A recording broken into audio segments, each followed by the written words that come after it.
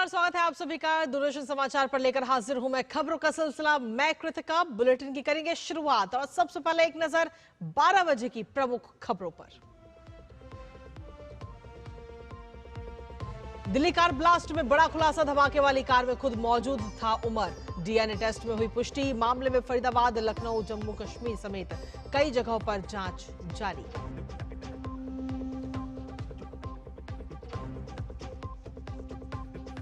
America ने बताया दिल्ली धमाके को आतंकवादी हमला। भारत की जांच एजेंसी की सराहना की। अमेरिकी विदेश मंत्री मार्क रूबियो ने पीड़ितों के प्रति व्यक्त की संवेदना।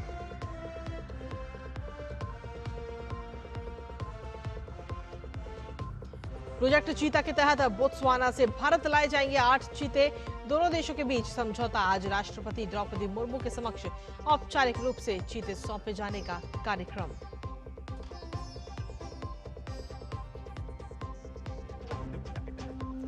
अमेरिका में 43 दिन बाद शटडाउन खत्म होने से लोगों को मिली राहत। अमेरिकी संसद से पास फंडिंग बिल पर अमेरिकी राष्ट्रपति डोनाल्ड ट्रंप ने किए हस्ताक्षर।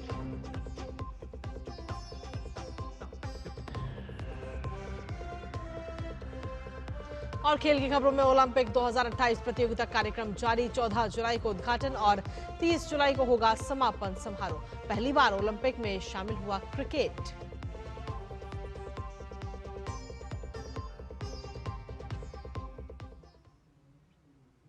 तो ये थी 12 बजे की प्रमुख खबरें और अब बात इस खबरों में विस्तार से, जहां दिल्ली कार ब्लास्ट केस में बड़ा खुलासा हुआ। दरअसल सोमवार की शाम को चांदनी चौक पर लाल किले के पास धमाके कार में ही खुद को उड़ा लिया। डीएनए टेस्ट में इस बात की पुष्टि हो चुकी है और इससे यह भी साफ हो गया कि आतंकी उमर जानबूझकर धमाका करना चाहता था। दिल्ली धमाके को लेकर सरकार पूरी तरह से एक्शन मोड में है और लगातार नए खुलासे हो रहे हैं। जानकारी के अनुसार मोहम्मद उमर पेशे से डॉक्टर था, जो जम्मू कश्मीर के पुलवामा जिले का रहने वाला था। जांच एजेंसियों को शुरू से ही शक था कि हमलावर उमर ही था, जिसने विस्फोट से ठीक 11 दिन पहले हमले में इस्तेमाल की गई सफेद हुंडई i20 कार खरीदी थी। वो फरीदाबाद के व्हाइट कॉलर टेरर मॉड्यूल का प्रमुख सदस्य था और फरार चल रहा था। पुलवामा के संबूरा निवासी उमर के परिजनों से दिल्ली पुलिस की स्पेशल सेल ने पूछताछ की। उमर की मां और भाई ने डीएनए सैंपल दिए थे, जो ब्लास्ट में इस्तेमाल कार के मलबे से मिले अवशेषों जैसे हड्डियां, दांत, कपड़े के टुकड़े से मैच कर गए। इससे यह स्पष्ट हो गया कि उमर ही कार चला रहा था। दिल्ली में हुए इस ब्लास्ट की कार का इस्तेमाल किया गया और उमर पर फरीदाबाद टेरर मॉड्यूल से जुड़े होने का शक भी था। धमाके वाले दिन शाम को 6:22 पर यह कार लाल किला पार्किंग से बाहर निकली और लाल किले की तरफ आगे बढ़ी। करीब 24 मिनट बाद यानी 6:52 पर रेड लाइट के पास चलती कार में धमाका हुआ। धमाके के अब तक कई सीसीटीवी वीडियो भी सामने आ चुके हैं और इस दौरान की जो वीडियो है वो भी इस समय आपको दिखा रहे, क्योंकि अलग अलग जगह पर देश की राजधानी दिल्ली में सीसीटीवी लगे हुए हैं और ऐसे में अब अलग अलग जगह के जो सीसीटीवी फुटेज है वो भी अब धीरे धीरे सामने आ रहे हैं इस कार से जुड़े हुए। वहीं दिल्ली में लाल किले के बाहर कार में हुए इस धमाके के बाद फरीदाबाद से आतंकी साजिश के तार जुड़ने का भी खुलासा होने के बाद फरीदाबाद पुलिस ने बाहरी वाहनों की जांच तेज कर दी है। इसके साथ ही पुलिस अब बाहरी लोगों पर भी अपनी निगरानी बढ़ाएगी। फरीदाबाद के खंदावली गांव में एनएसजी टीम स्निफर डॉग के साथ जांच करने पहुंची और पुलिस ने यहां से लाल रंग की इको स्पोर्ट कार जब्त की है। इस कार के दिल्ली विस्फोट मामले के संदिग्ध डॉक्टर उमर उन नबी से जुड़े होने का भी संदेह है। सुरक्षा एजेंसियां जांच में जुटी हैं, तो वहीं जांच में एक और गाड़ी को संदिग्ध पाया गया। लाल रंग की इको स्पोर्ट के बाद अब जांच एजेंसियां ब्रीजा गाड़ी की तलाश में हैं। इसी कड़ी में फरीदाबाद की अल फलाह यूनिवर्सिटी में NIA, STF, UP ATS, Haryana police, Faridabad special cell और जम्मू कश्मीर पुलिस की टीमें पहुंची। इस दौरान सभी फैकल्टी और छात्रों से पूछताछ की गई है। छात्रों की साथ ही यूनिवर्सिटी के हर हिस्से की तलाशी भी ली गई है।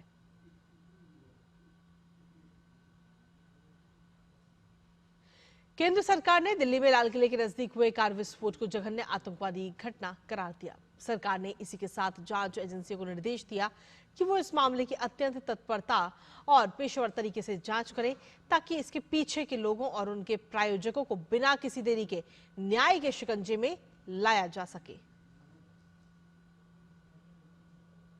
Unequivocally condemns this dastardly and cowardly act that has led to the loss of innocent lives. The Cabinet reiterates India's unwavering commitment to a policy of zero tolerance towards terrorism in all its forms and manifestations. The Cabinet directs that the investigation into the incident be pursued with the utmost urgency and professionalism so that the perpetrators, their collaborators, and their sponsors are identified and brought to justice without delay. The situation continues to be closely monitored at the highest levels of the government. और दिल्ली में लाल किले के सामने हुए इस धमाके के बाद घटनास्थल के पास स्थित लाल किला मेट्रो स्टेशन बंद कर दिया गया था। और आज सुबह ताजा जानकारी साझा करते हुए दिल्ली मेट्रो ने बताया कि ये मेट्रो स्टेशन फिलहाल आगामी आदेश तक बंद ही रहेगा। दरअसल जांच एजेंसियां यहां सोमवार को हुए बम धमाके के बाद से डेरा डाले हुए हैं और धमाके की बारीकी से जांच कर रहे हैं। तो वहीं अन्य सभी स्टेशनों में सामान्य रूप से संचालन जारी रहेगा। दिल्ली में हुए इस धमाके के तार सीधा लखनऊ से भी जुड़ते हुए नजर आ रहे हैं। लखनऊ की रहने वाली शाहीन सईद की गिरफ्तारी के बाद उसके भाई परवेज अंसारी को भी हिरासत में लेकर पूछताछ की गई। कल परवेज अंसारी की कार को भी पुलिस ने अपने कब्जे में ले लिया था। इस बड़ी घटना के बाद उत्तर प्रदेश में सुरक्षा व्यवस्था और बढ़ा दी गई है। पूरे प्रदेश को अलर्ट मोड पर रखा गया है और लोगों से किसी भी तरह की संदिग्ध गतिविधि की जानकारी पुलिस को देने की अपील की गई है। दिल्ली में हुए कार ब्लास्ट के बाद से ही देश भर में पुलिस लगातार तलाशी अभियान चला रही है और इसी क्रम में जम्मू कश्मीर में आतंकवाद के खिलाफ कुलगाम और शोपियां जैसे इलाकों में तलाशी अभियान चलाया गया। इस कार्रवाई का उद्देश्य पाकिस्तान से सक्रिय जम्मू कश्मीर के मूल निवासियों के रिश्तेदारों की संदिग्ध गतिविधियों का पता लगाने, संदिग्ध व्यक्तियों के बारे में जानकारी जुटाने और संवेदनशील क्षेत्रों में सुरक्षा कड़ी करना है। कुलगाम में प्रतिबंधित संगठन जमात ए इस्लामी के खिलाफ भी एक्शन हुआ और इस बड़ी कार्रवाई में कुलगाम पुलिस ने जिले भर में 200 से ज्यादा जेईआई के ठिकानों पर छापेमारी की। तो वहीं पुलिस ने शोपिया जिले में जमात ए इस्लामी के सदस्यों और ओवरग्राउंड वर्कर्स समेत संदिग्ध राष्ट्र विरोधी तत्वों को निशाना बनाकर व्यापक तलाशी अभियान शुरू किया। पुलिस ने कहा कि इस अभियान का उद्देश्य क्षेत्र में विध्वंसक गतिविधियों पर अंकुश लगाना है।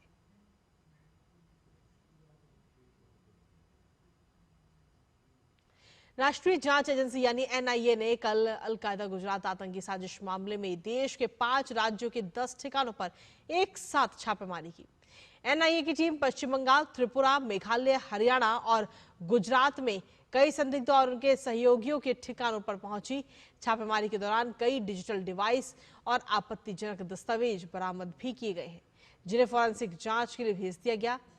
आपको बता दें कि यह मामला एनआईए ने जून 2023 में दर्ज किया था।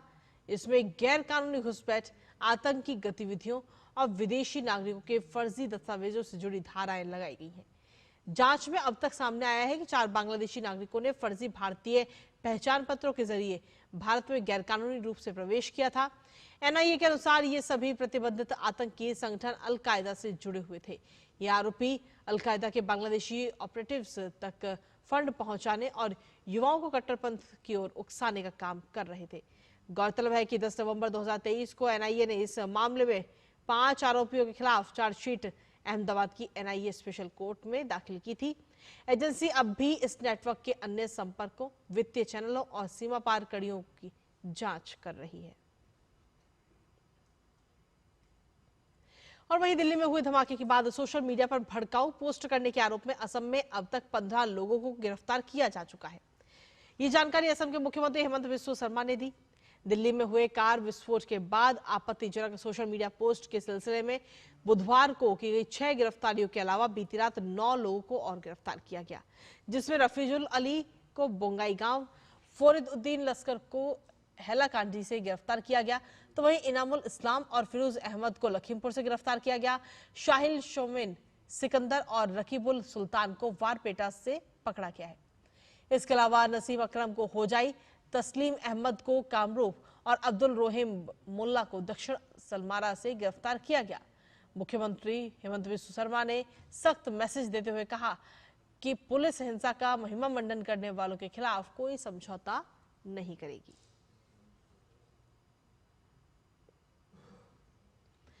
अमेरिका के विदेश मंत्री मार्को रूबियो ने दिल्ली में हुए धमाकों को आतंकी हमला करार दिया। उन्होंने इस आतंकी घटना की जांच में भारत के पेशेवर रवैये की भी तारीफ की।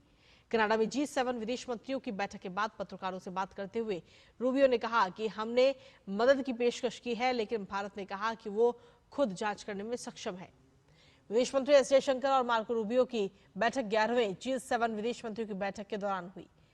नियागारा कनाडा में ये बैठक हुई और बैठक के दौरान रूबियो ने हाल ही में दिल्ली धमाके में हुई जान माल की हानि पर संवेदना व्यक्त की। इस बैठक में द्विपक्षीय संबंधों के साथ साथ वैश्विक विकास के मुद्दों पर भी चर्चा हुई है। दिल्ली में लाल किले के पास हुए आतंकी हमले की सिंगापुर ने कड़ी निंदा की है। सिंगापुर के विदेश मंत्री विवियन बालकृष्णन ने सोशल मीडिया प्लेटफॉर्म एक्स पर एक पोस्ट किया, जिसमें उन्होंने लिखा कि पीड़ितों के परिवारों के प्रति हार्दिक संवेदना और घायलों के शीघ्र स्वस्थ होने की कामना करता हूं। इस कठिन समय में सिंगापुर भारत के साथ एकजुटता से खड़ा है। सिंगापुर के विदेश मंत्री की पोस्ट को साझा करते हुए विदेश मंत्री डॉक्टर एस जयशंकर ने लिखा, एकजुटता की आपकी भावनाओं की कद्र करता हूं।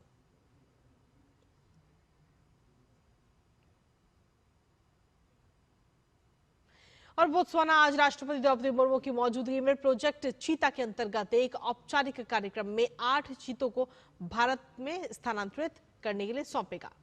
राष्ट्रपति द्रौपदी मुर्मू और उनकी बोत्सवाना समकक्ष डूमा बोको के बीच संयुक्त प्रेस वार्ता के दौरान इसकी घोषणा की गई। प्रोजेक्ट चीता एक अनूठी पहल है, जिसका उद्देश्य दशकों बाद चीतों का भारत में फिर से लाना है। सितंबर 2022 में नामीबिया से 8 चीतों को मध्य प्रदेश के कूनो राष्ट्रीय उद्यान लाया गया था और अगले वर्ष दक्षिण अफ्रीका से 12 चीतों को लाया गया। इनमें से अधिकांश चीते अपने नए वातावरण में अच्छी तरह ढल गए हैं और प्राकृतिक व्यवहार कर रहे हैं।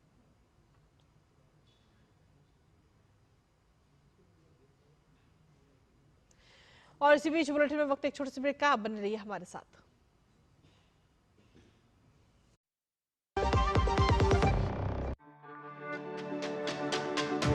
मेरी पसंद, मेरी पसंद, मेरी पसंद, मेरी पसंद, हमारी पसंद, हम सबकी पसंद। मजबूत देश का मजबूत सरिया हो गया स्टील। क्या आपको है आकर्षक बचत विकल्पों की तलाश? LIC प्रस्तुत करता है नव जीवन श्री सिंगल प्रीमियम प्लान। एक मुश्त प्रीमियम राशि जमा करें, जीवन बीमा कवर का आनंद उठाएं, परिपक्वता पर गारंटीकृत निश्चित राशि प्राप्त करें, तरलता विकल्प भी उपलब्ध। अभी खरीदें। मौजूदा पॉलिसी धारकों के लिए आकर्षक छूट, नियम और शर्तें लागू। और ब्रेक के बाद एक बार फिर से स्वागत है आप सभी का। खबरों में आगे बढ़ते हैं, बात करते हैं अब बिहार की, जहां बिहार विधानसभा चुनाव में दोनों चरणों के मतदान समाप्ति के बाद सभी ईवीएम को स्ट्रांग रूम में जमा कर दिया गया है। कड़ी सुरक्षा के बीच 24 घंटे कैमरे से इसकी निगरानी की जा रही है, तो वहीं स्ट्रांग रूम के बाहर भारी संख्या में सुरक्षा बल भी मौजूद है। चुनाव आयोग ने एक ऐसे ही स्ट्रांग रूम का वीडियो अपने सोशल मीडिया प्लेटफॉर्म एक्स पर साझा किया है। अपने पोस्ट में चुनाव आयोग ने बताया कि स्ट्रांग रूम के बाहर और अंदर लगातार सीसीटीवी कैमरे से ईवीएम की निगरानी की जा रही है।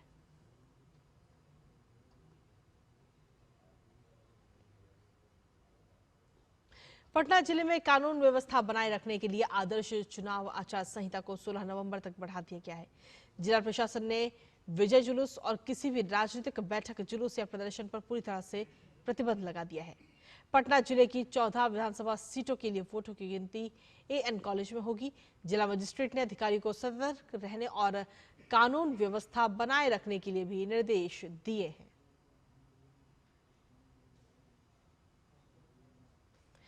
बिहार विधानसभा चुनाव के कल नतीजे आने वाले हैं और इससे पहले जनता दल यूनाइटेड ने पार्टी कार्यालय के बाहर एक पोस्टर लगाया जो इस समय काफी चर्चा का विषय बना हुआ है।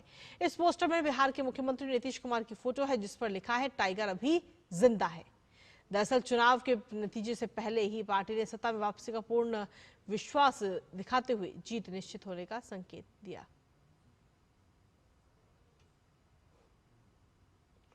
केंद्रीय मंत्री गिरिराज सिंह ने बिहार चुनाव परिणामों के पहले महागठबंधन के नेताओं पर सीधा निशाना साधा। गिरिराज सिंह ने लालू प्रसाद यादव पर परिवारवाद की राजनीति करने का आरोप लगाते हुए कहा कि बिहार की जनता ने विकास और सुशासन के लिए प्रधानमंत्री नरेंद्र मोदी और मुख्यमंत्री नीतीश कुमार के पक्ष में मतदान किया है। यादव, तेजस्वी यादव, राहुल गांधी बिहार में क्यों इन लोगों को वोट देगा? दंगा फैलाने के लिए, हिंदू मुसलमानी करने के लिए, रोहिंग्या को बचाने के लिए, बांग्लादेशी घुसपैठियों को बचाने के लिए। बिहार की जनता ने विकास के लिए नरेंद्र मोदी और नीतीश कुमार के नेतृत्व में उनके पक्ष में वोट दिया है। मैं फिर कह रहा हूं, कल निकलेगा 2010 से ज्यादा स्ट्राइक रेट रहेगा। 206 सीट आया था, उससे अधिक आएगा। तेलंगाना सरकार की 15 नवंबर को कैबिनेट मीटिंग होगी, जिसमें पिछड़ा वर्ग आरक्षण और स्थानीय निकाय चुनावों पर अहम फैसले लिए जाएंगे। पहले ये मीटिंग 7 नवंबर को प्रस्तावित थी, लेकिन जुबली हिल्स उपचुनाव के नतीजों के इंतजार में 15 नवंबर तक टाल दिया गया। उपचुनाव में जीत के भरोसे के साथ कांग्रेस सरकार प्रशासनिक फेरबदल भी कर सकती है। तेलंगाना सरकार ने ओबीसी आरक्षण को बढ़ाकर 42% कर दिया था, जिसमें राज्य में आरक्षण का कुल कोटा 67% तक हो गया।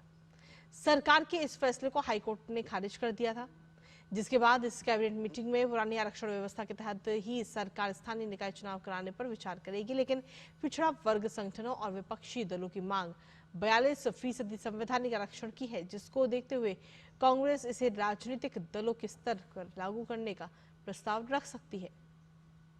साथ ही सरकार एमपीटीसी, जेडपीटीसी और सरपंच चुनाव अगले महीने तक कराने की योजना बना रही है। रेवंत रेड्डी सरकार दिसंबर के पहले सप्ताह में प्रजा सरकार विजयोत्सव मनाने की योजना भी बना रहे हैं, जिसके साथ ही स्थानीय चुनाव प्रचार शुरू होने की संभावना है।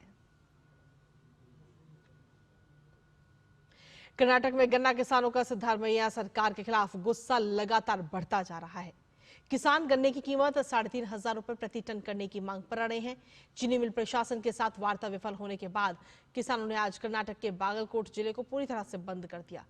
किसानों के प्रदर्शन के चलते शहर का पूरा यातायात ठप हो गया, जिससे यात्रियों को परेशानी का सामना करना पड़ रहा है। आक्रोशित किसानों ने ट्रैक्टर रैली निकालने की तैयारी शुरू कर दी है। इस प्रदर्शन में किसानों ने स्कूल और कॉलेज के छात्रों से शामिल होने का भी आह्वान किया है, जबकि किसानों के समर्थन में दुकानदारों ने अपनी दुकानें बंद करने का फैसला किया।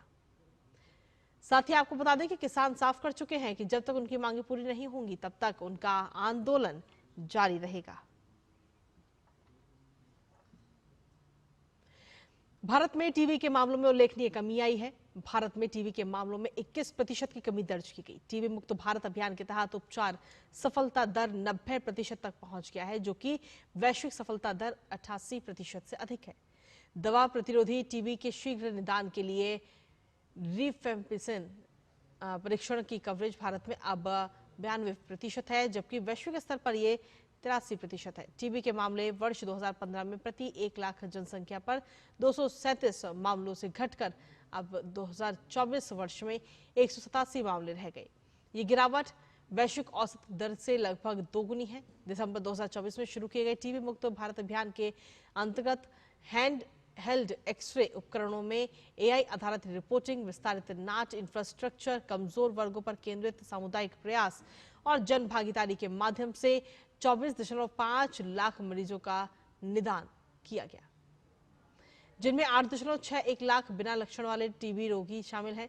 टीबी कार्यक्रम का वार्षिक बजट पिछले 9 वर्षों में 10 गुना बढ़ा है, जिसमें नवीन रोकथाम उपायों, डायग्नोस्टिक उपकरणों, उपचार पद्धतियों और सामाजिक सहायता योजनाओं की शुरुआत संभव हुई है।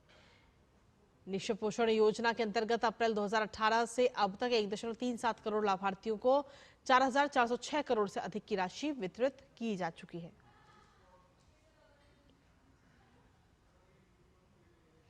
और वहीं समाचार पत्र बिजनेस स्टैंडर्ड में छपे एक लेख में किए गए दावे को पत्र सूचना कार्यालय यानी पीआईबी ने फैक्ट चेक में पूरी तरह से झूठा, निराधार और तथ्यात्मक रूप से गलत पाया।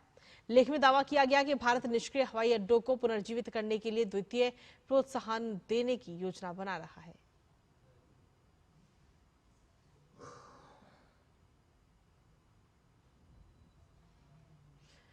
और वहीं बांग्लादेश का अंतर्राष्ट्रीय अपराध न्यायाधिकरण आज पूर्व प्रधानमंत्री शेख हसीना के खिलाफ अपना फैसला सुनाएगा। शेख हसीना पर वर्तमान में मानवता के विरुद्ध अपराधों का आरोप है, जो जुलाई 2024 के विद्रोह से जुड़े हैं, जिससे उनकी सरकार को जो गिर गई। आईसीटी ने न्यायाधिकरण परिसर के आसपास भी प्रतिबंध लगा दिए हैं और सत्र के दौरान मीडिया और आम जनता की पहुंच सीमित कर दी है। और इसी बीच हसीना की पार्टी बांग्लादेश अवामी लीग ने विरोध स्वरूप आज पूरे देश में सुबह से शाम तक तालाबंदी का आह्वान किया। पार्टी नेतृत्व ने आरोप के पीछे राजनीतिक प्रतिशोध का भी आरोप लगाया। इसके चलते ढाका में कड़ी सुरक्षा व्यवस्था की गई। पुलिस, रैपिड एक्शन बटालियन और बॉर्डर गार्ड बांग्लादेश के सुरक्षा बलों को संभावित फैसले की घोषणा से पहले राजधानी और आसपास के जिलों में बड़ी संख्या में तैनात किया गया। तो वहीं पिछले 2 दिनों में बांग्लादेश में लगभग 17 देसी बम विस्फोट और वाहनों में आगजनी की 9 घटनाएं सामने आई। इस बीच बांग्लादेश नागरिक उड्डयन प्राधिकरण ने सभी हवाई अड्डों को विशेष सुरक्षा जारी किया है। अंतर्राष्ट्रीय अपराध न्यायाधिकरण ने शेख हसीना की अनुपस्थिति में चल रहे मामले में उन पर जुलाई और अगस्त 2024 के बीच हुए छात्र विरोध प्रदर्शन से संबंधित मानवता के विरुद्ध अपराध का आरोप लगाया है। अमेरिका में 43 दिन से जारी सरकारी शटडाउन अब खत्म हो चुका है। व्हाइट हाउस की ओर से साझा जानकारी के मुताबिक अमेरिकी राष्ट्रपति डोनाल्ड ट्रंप ने फंडिंग बिल पर साइन कर दिए हैं। साथ ही आपको बता दें कि अमेरिकी प्रतिनिधि सभा ने फंडिंग बिल को 222-209 के मतों से मंजूरी दे दी है। इसके साथ ही अमेरिकी इतिहास का सबसे लंबा सरकारी शटडाउन खत्म हो गया। राष्ट्रपति डोनाल्ड ट्रंप के बिल पर हस्ताक्षर करने के साथ ही अमेरिकी सरकार औपचारिक रूप से दोबारा खुल जाएगी, जिसके बाद अधिकांश संघीय सेवाएं फिर से चालू की जाएगी। इससे लाखों कर्मचारियों की चुकाया वेतन मिलेगा और कई जरूरी सेवाओं में आई बाधा भी दूर होगी। हालांकि शटडाउन से पूरे हवाई यात्रा, फूड और अन्य कई सेवाओं पर गहरा असर पड़ा है और इससे जुड़े विवाद पूरी तरह खत्म नहीं हुए। इस बिल में सरकार को 30 जनवरी 2026 तक फंडिंग देने का प्रस्ताव है। हालांकि हेल्थ केयर सब्सिडी और दूसरे बड़े मुद्दों पर पार्टियों के बीच सहमति अभी भी पूर्ण नहीं है, लेकिन ये समझौता शटडाउन खत्म करने की दिशा में एक महत्वपूर्ण कदम के तौर पर देखा जा रहा है। ब्राजील में स्थानीय समुदायों के प्रतिनिधियों ने बुधवार को COP30 को लेकर विरोध प्रदर्शन किया। इससे पहले मंगलवार को प्रदर्शनकारियों ने COP30 जलवायु शिखर सम्मेलन स्थल पर जबरन प्रवेश किया था और सुरक्षा कर्मियों से झड़प भी हुई थी। अरापियोन, मायतापू और दुपिनाम्बा समुदायों के 4 नेताओं ने प्रेस कॉन्फ्रेंस की और बताया कि उन्हें संयुक्त राष्ट्र शिखर सम्मेलन की वार्ताओं से बाहर रखा गया था, जिसका उन्होंने विरोध दर्ज कराया और इसका उद्देश्य वन संरक्षण की मांग को उठाना था। बुधवार को प्रतिनिधियों ने फिर से जलवायु परिवर्तन से निपटने के लिए नीतीश पर चर्चा शुरू की। संयुक्त राष्ट्र जलवायु परिवर्तन के इस प्रवक्ता ने बताया कि इस घटना में 2 सुरक्षा कर्मचारियों को मामूली चोटें आई हैं और कार्यक्रम स्थल को मामूली क्षति हुई है।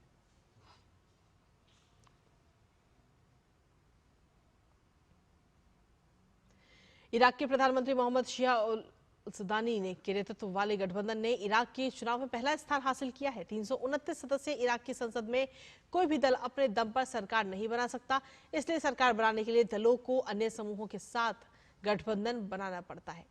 ये प्रक्रिया कई महीनों तक चलती है। हालांकि सुदानी खुद को ऐसे नेता के रूप में पेश नहीं करते हैं जो सालों की अस्थिरता के बाद इराक की सफलता की राह पर ले जा सकता है।